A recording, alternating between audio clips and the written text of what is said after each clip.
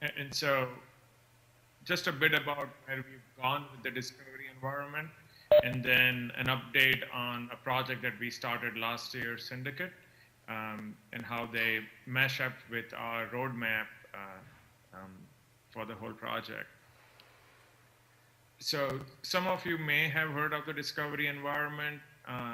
This is sort of our web platform for managing our analysis and computation. We have now sort of de-cybersized it, as in taking out a lot of the dependencies we have and made it more generic.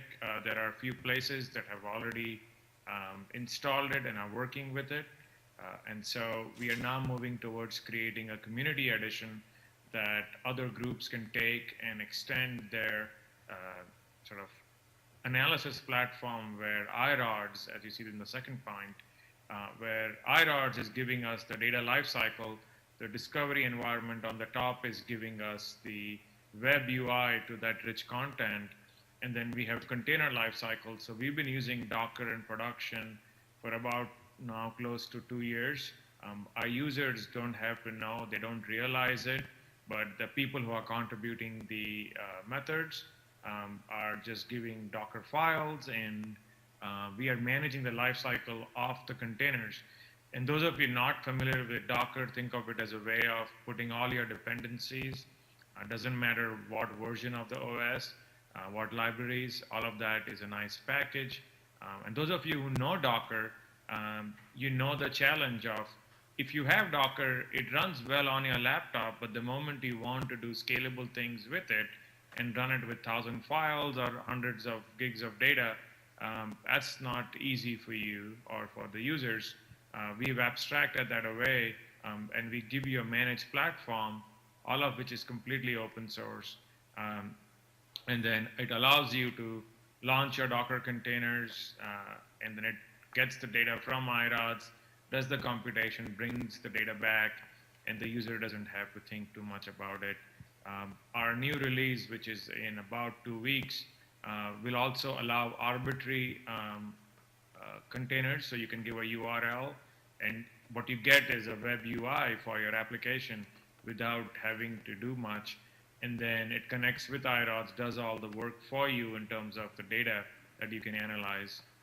What we're also doing with that is it allows you to put a layer of security. By that, what I mean is, if you're trying to run a container that is not blessed as a public application, it's called a private app, and you can do whatever you want with it without any interference from us, but you cannot go out on the network and run your denial of service attacks or whatever, or mine bitcoins.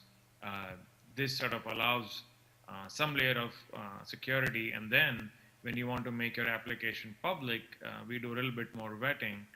And so this container lifecycle management and the data lifecycle management comes together at a point where, when you say, I'm publishing a paper and here is my Docker container, it actually converts that into a Docker export, and it's a file, and that file is put back into iRODS, and we are putting that along with your reference data. So when you publish a paper, even the quote-unquote snapshot of your computational platform is available to travel with it, and then we give you DOI. So all of that is in the discovery environment, and if this is something that's of interest to you, my colleague from Renzi, Mike Conway, is there. I think at this point he knows more about discovery environment than I do. So chat him up, and feel free to drop me a note. The code is available. Put the URLs there.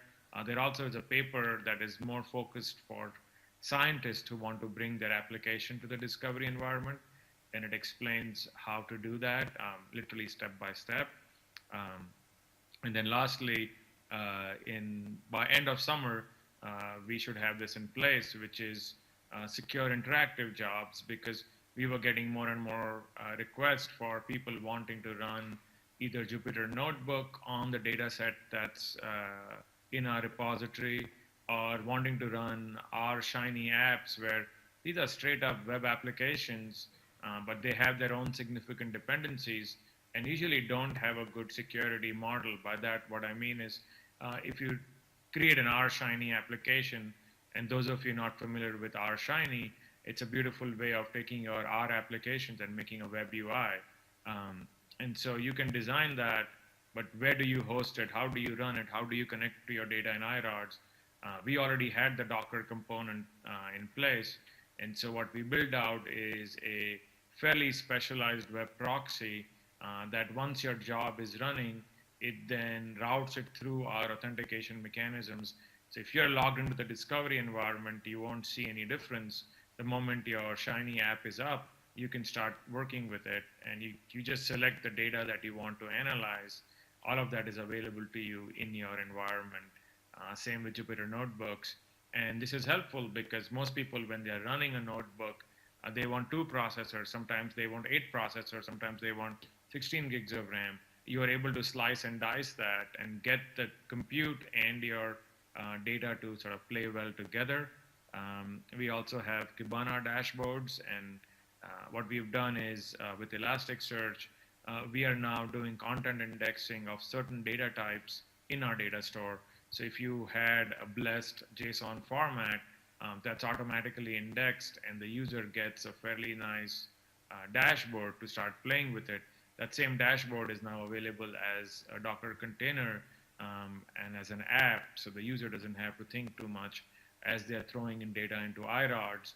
They're able to go back into Kibana and play with it. So the community edition is here.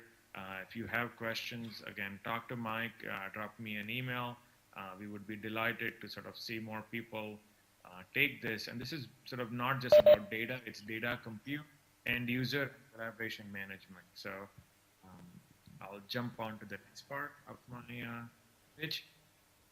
So there are questions I can take, and I'll just go through both of these. So some of you may be wondering how we are going to work with data sets that are pretty large and you cannot move them around. And that has been a problem for us where the groups that are bringing in large amounts of data, whether it's astronomers, people doing image processing, climate modelers, the end users are wanting to work with these data sets, but then they want a subset of those files. So it could be a big expedition with 10 terabytes of data. You only want, maybe 2 gigs and 10 files from it. But while you're analyzing, you may want a file from here, a file from there. And when you're staging that, you don't know that you don't need those.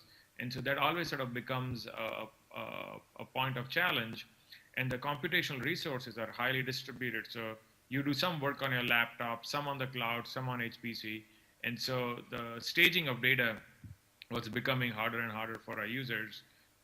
And a lot of institutions have their own repositories. People have accounts on cloud resources, and it's not easy to scale that out for analysis.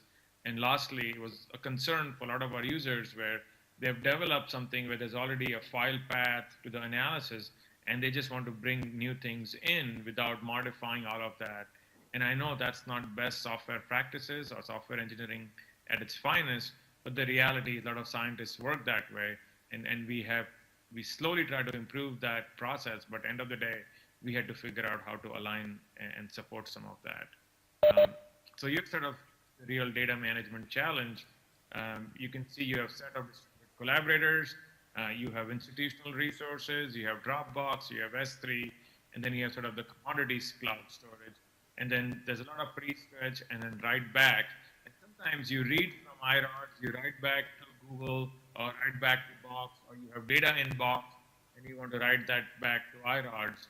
And then you're sharing all of this, which sort of became a complication for us. And as you can see, this person doesn't look like a typical data management expert. And we are trying to make these people data management experts. But end of the day, they are straight up scientists. And if you start telling them, if you do this on S3, this is how you do it. If you do this on this, becoming more and more complex. And we were always having issues where, oh, you didn't do that because that's, not allowed here. And we were running into more trouble. So what we're doing with Syndicate is there is a CDN layer. There are gateways, which are called acquisition gateways. They read the data set as in just the metadata, and then they treat the cloud storage also as block storage devices. And then the metadata, not to be confused with iRODS metadata, This is sort of higher level information of what exists where. And then the users are presented with a shared volume. So I could have some data in S3, some in Dropbox, some in iRODS, and then I can give a single directory or a collection of directories that are pointing to different locations, but yet when I look at my container, it's all there as a unified system. So what we have built so far, we have built a consortium of universities that have the CDN on their campus. We have made Docker containers with popular data sets, mainly from iRODS at Cybers. We've done some Hadoop integration where if you're running analysis with data in Hadoop and in iRODS, it will do all the staging for you inside of Hadoop. We are in the early stages of doing a beta release of this, and we are focusing now on the performance and scalability. And if you want to join this project, drop me a note or visit the website. There are user guides for admins, for developers, and for institutional resource providers. We have tutorials and videos and demos, so kick it around. And with that, I'll stop, and thank you for listening.